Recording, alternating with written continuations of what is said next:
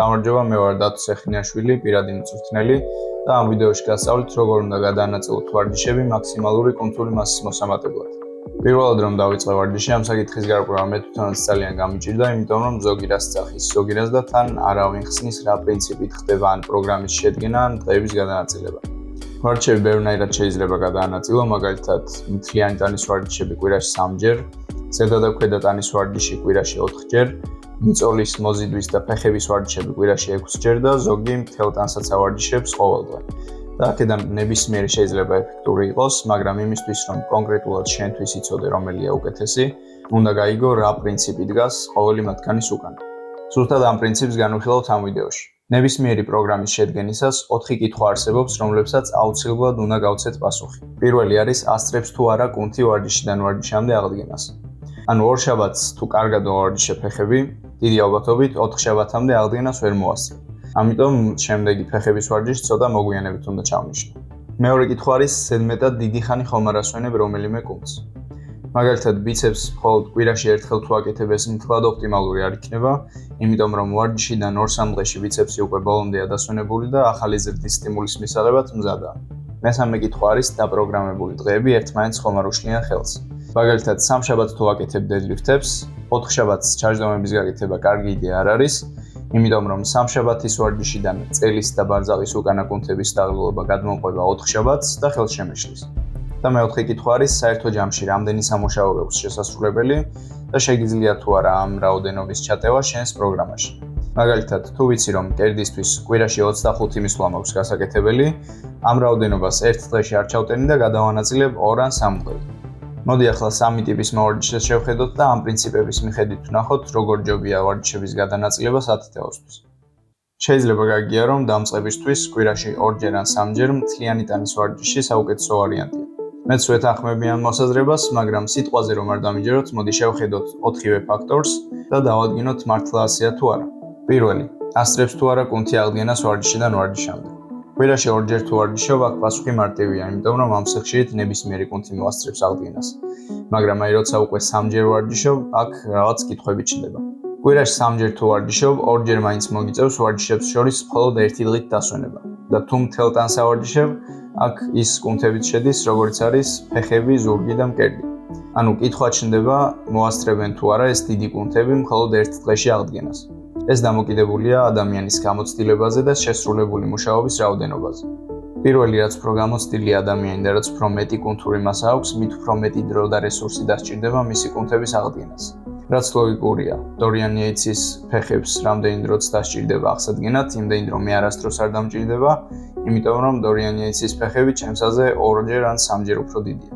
და მეორე რაც უფრო გამოცდილი ადამიანი, მით უფრო ეფექტურად შეუძლია თავისი რესურსების გამოყენება ვარჯიშისას და შესაბამისად მეტადაც იღლება.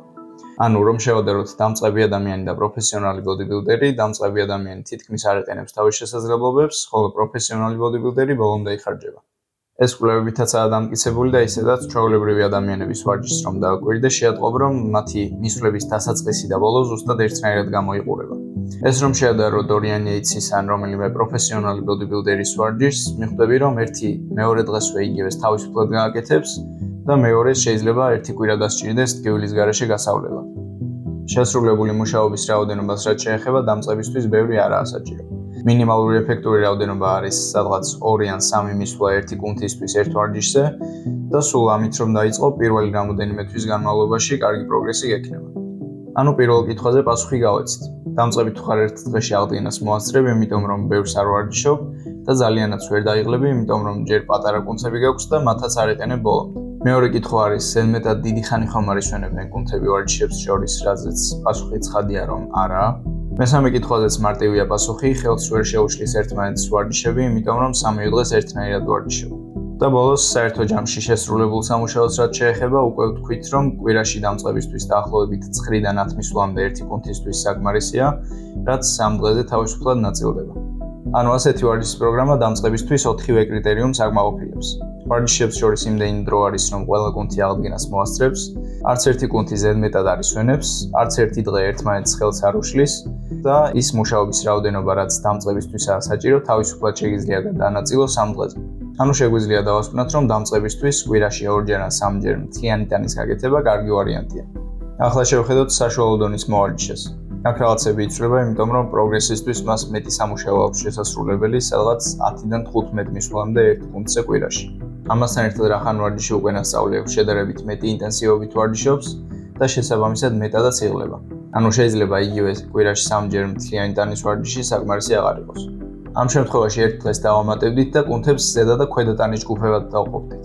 ანუ ორ შაბათს რომ იყოს ზედა ტანი, 3 შაბათს ქვედა ტანი, 4 შაბათს დასვენება და შემდეგ ისევ იგივე, 5 შაბათს ზედა ტანი, პარასკევს ქვედა ტანი და შაბათ-კვირას დასვენება. ასე ვარჯიშებს შორის ყველა კუნთს საკმარისი დრო აქვს დასასვენებლად, არც ძალიან დიდი დაშორებებია ვარჯიშებს შორის, იმიტომ რომ კვირაში 2-ჯერ მაინც ავარჯიშებ ყველა კუნთს. არც ერთი დღე ხელს არ უშლის ერთმანეთს და ის მუშაობის რაოდენობა, რაც საშუალო დონის მოვარჯიშეს სჭირდება, თავისუფლად შეგიძლია გადაანაწილო 4 დღეზე. მეტად გამოცდილ მოვარჯიშეებს რაც შეეხებათ, აქ კიდევ უფრო მეტი სამუშაოა შესასრულებელი დაახლოებით 15-დან 25 მისვლამდე კვირაში. ანუ სათითაო კუნთს მეტი ყურადღება სჭირდება, ხოლო ერთ დღეში შესრულებული ვარჯიშების რაოდენობა შეზღუდულია. იმიტომ რომ ჯერ ერთი დაიღლები და გინდათ ძალდატანებით გააკეთო ზედმეტი მისვლები, რაღაც დონის მერე მეტი მისვლების გაკეთება ეფექტური აღარ არის. დაახლოებით 20-25 მისვლის მერე ერთ დღეში ორგანიზმი ეფექტური ვარჯიშისთვის ზედმეტად გადაღლილია.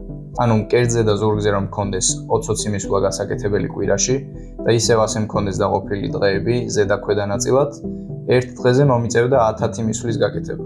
მარტო მკერდი და ზურგი 20 მისვლა თუ გამოდის, დელტებისთვის, ტრიცეპსისთვის და ბიცეპსისთვის დიდი ადგილი აღარ მრჩება. ამიტომ საჭიროა დღეების დამატება. ახლა უკვე 2 დღეს დავამატებთ და მიწოლის, მოზიდვის და ფეხების დღეებად დავყოფთ კვირას. 2 შაბათი იქნება მიწოლის დღე, 3 შაბათი მოზიდვის დღე, 4 შაბათი ფეხების დღე, 5 შაბათი დასვენება და შემდეგ იგივეს გამეორება. მიწოლის დღეს ვარჯიშებთ მკერდს, წინა და გვერდითა დელტას და ტრიცეპს, მოზიდვის დღეს ვარჯიშებთ ზურგის კუნთებს და ბიცეპს და ფეხების დღეს ვარჯიშებთ კვადრიცეპს, ბარძაყის უკანა კუნთებს და კანჭის კუნთებს. თავიდან რომ გავიაროთ ჩვენი 4 კითხვა. პირველი, ასწრებს თუ არა ყველა კუნთი აღდგენას, კი იმიტომ რომ ყველა ვარჯიშის შორის 2 დღე მაინც არის დასვენება. მეორე, ზედმეტად დიდი დრო ხომ არ არის ვარჯიშებს შორის, არა იმიტომ რომ ყველა კუნთს კვირაში 2-ჯერ მაინც ვავარჯიშებთ. ხელს ხომ არ უშლის რომელიმე დღე მეორეს. მოზიდვის დღეზე წელის დაღლილობამ შეიძლება ფეხებს ხელი შეუშალოს. ამიტომ თუ გადმოვანაცვლებთ მოზიდვის დღეს პირველ ადგილზე და ამ თანმიმდევრობით გავაკეთებთ მოზიდვის, მიწოლის და ფეხების დღე, ეს პრობლემა აღარ იქნება. და ბოლოს კვირაში მისვლების რაოდენობას რაც შეეხება 15-დან 25 მისვლას სათითაო კუნთისთვის 6 დღეზე თავისუფლად გადაანაწილებ. ახლა ალბათ შეატყობდით, რომ ძველებური ბროსპლიტი, ანუ დღეში 1 კუნთის ვარჯიში არ მიხსენებია. ეს იმიტომ არის, რომ ასეთ პროგრამას 2 დიდი პრობლემა მაინც აქვს. ერთი არის, რომ ერთ დღეში ძალიან დიდი რაოდენობის მისვლების ჩატენვა გვიწევს, როგორც დასაწყისში ვთქვი, მკერდისთვის ან სხვა ნებისმიერი კუნთისთვის, კვირაში 25 მისვლა რომ მქონდეს გასაკეთებელი, ამ მისვლების გაკეთება ერთ დღეში მომიწევს. ვისაც სერიოზულად გევარჯიშიათ, ალბათ გეცოდინებათ, რომ 25 მისვლის გაკეთება ერთ ვარჯიშზე, ერთი კუნთისთვის, ერთი და იგივე ინტენსივობით და თან ხარისხიანად თითქმის შეუძლებელია. მეორე პრობლემა ის არის, რომ ვარჯიშებს შორის ზედმეტად დიდი დროა დახარჯული ტყუილად. Რაღაცამ შეიძლება მიზეზი მოიფიქროს, რომ განსაკუთრებით დიდი ბოდიბილდერებისთვის, ვისაც დიდი კუნთები აქვთ, შეიძლება მართლა ერთი კვირა იყოს საჭირო აღსადგენად, მაგრამ პატარა კუნთებისთვის, როგორიც არის ბიცეპსი, ტრიცეპსი და დელტები, 2-3 დღეზე მეტი საჭირო არ არის. ანუ თუ მხოლოდ კვირაში ერთხელ ავარჯიშებ, ნახევარ კვირას ტყუილად კარგავ.